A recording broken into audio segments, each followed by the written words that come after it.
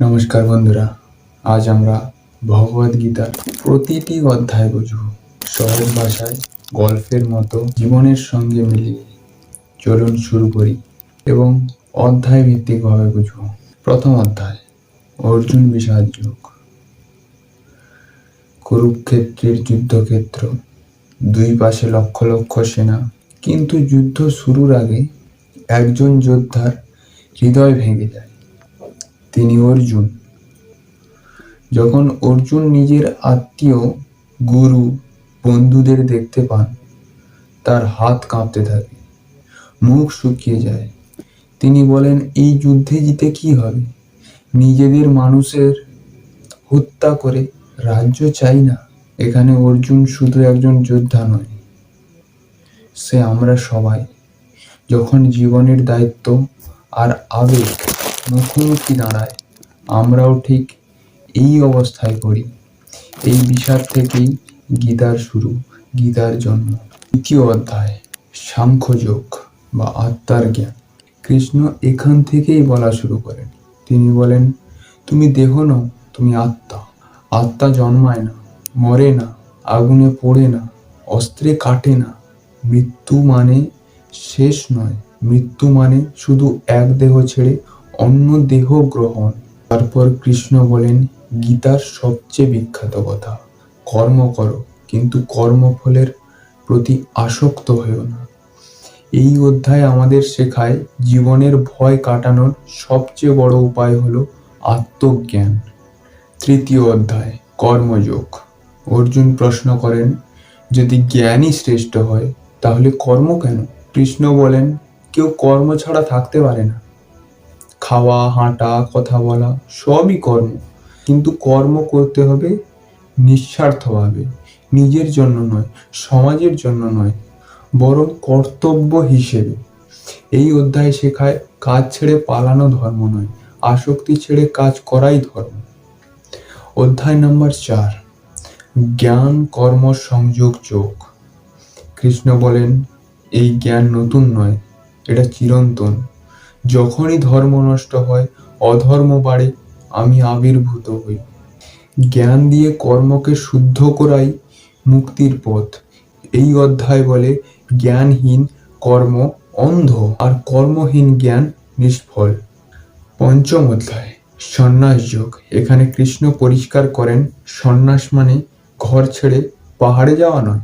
সন্ন্যাস মানে মনের ভেতরের লোভ, অহংকার, আসক্তির ত্যাগ করা।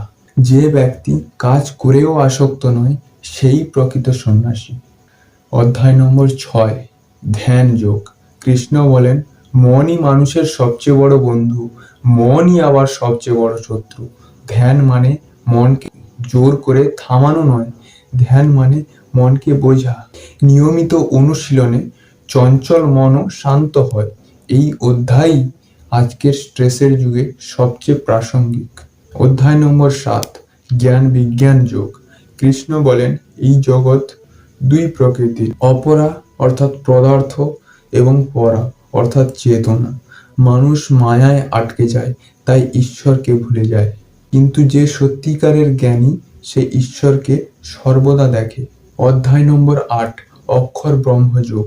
এই অধ্যায় মৃত্যু নিয়ে। কৃষ্ণ বলেন, মৃত্যুর সময় মানুষ যাকে স্মরণ করে সে তাকেই প্রাপ্ত হয়।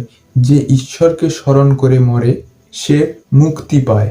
অতএব জীবনভর চিন্তাই মৃত্যুর পথ নির্ধারণ করে। অধ্যায় নম্বর 9, রাজবিদ্যা রাজগুহ যোগ। কৃষ্ণ বলেন, আমি সহজলভ্য, আমাকে পেতে কঠিন তপস্যা নয়, শুদ্ধ ভক্তিই যথেষ্ট।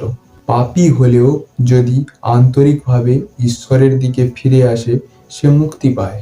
অধ্যায় নম্বর 10, বিভূতি যোগ। কৃষ্ণ বলেন, যে কোনো মহিমা, শক্তি, সৌন্দর্য সবই আমার অংশ। পাহাড়ে হিমালয়, নদীতে গঙ্গা, মানুষে বুদ্ধি, সবই আমার প্রকাশ। এই অধ্যায় ঈশ্বরকে প্রকৃতির ভেতরে খুঁজতে শেখায়। অধ্যায় নম্বর 11, বিশ্বরূপ দর্শন। অর্জুন কৃষ্ণের বিশ্বরূপ দেখে।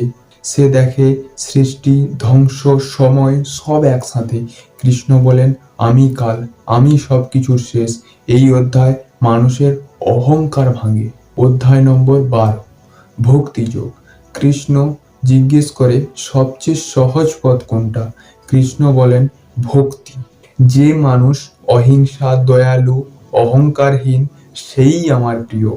অধ্যায় নম্বর 13, ক্ষেত্রজ্ঞ যোগ। দেহ হলো ক্ষেত্র, আত্মা হলো ক্ষেত্রজ্ঞ। দেহ বদলায়, আত্মা অপরিবর্তিত। জ্ঞান মানে এই পার্থক্য বোঝা। অধ্যায় নম্বর 14, গুণত্রয় বিভাগ যোগ। প্রকৃতির 3 গুণ, সত, রজ, তম। আমাদের চিন্তা, কাজ, চরিত্র সবই এই গুণ দ্বারা নিয়ন্ত্রিত। মুক্তি মানে এই 3 গুণের ঊর্ধ্বে ওঠা। অধ্যায় নম্বর 15, পুরুষোত্তম যোগ। এই সংসার এক উল্টো অশ্বত্থ বৃক্ষ, মূল উপরে, শাখা নিচে। এই বৃক্ষ কাটতে হয় জ্ঞান ও বৈরাগ্য দিয়ে। অধ্যায় নাম্বার 16, দেবাসুর সম্পদ বিভাগ। দেবগুণ হলো দয়া, সত্য, সংযম। অসুর গুণ হলো অহংকার, ক্রোধ, লোভ। মানুষ নিজেই বেছে নেয় সে দেব হবে না অসুর। অধ্যায় নম্বর 17, শ্রদ্ধাত্রয় বিভাগ। মানুষের বিশ্বাস ও 3 গুণের, যার বিশ্বাস যেমন তার জীবনও তেমন। অধ্যায় নাম্বার 18, মোক্ষ সন্ন্যাস যোগ। এটাই শেষ অধ্যায়। কৃষ্ণ সব সংক্ষেপ করেন, নিজের ধর্ম পালন করো, অহংকার ত্যাগ করো, আমাকে স্মরণ করো। অর্জুন বলে আমার মোহ নাশ হয়েছে। এভাবেই গীতার বাণী সমাপ্তি। তো ভগবদ গীতা শুধু ধর্মগ্রন্থ নয়, এটা জীবনের ম্যানুয়াল। যদি ভালো লেগে থাকে লাইক, শেয়ার, সাবস্ক্রাইব করুন আর কমেন্টে লিখুন গীতার কোন অধ্যায় আপনাকে সবচেয়ে বেশি ছুঁয়েছে।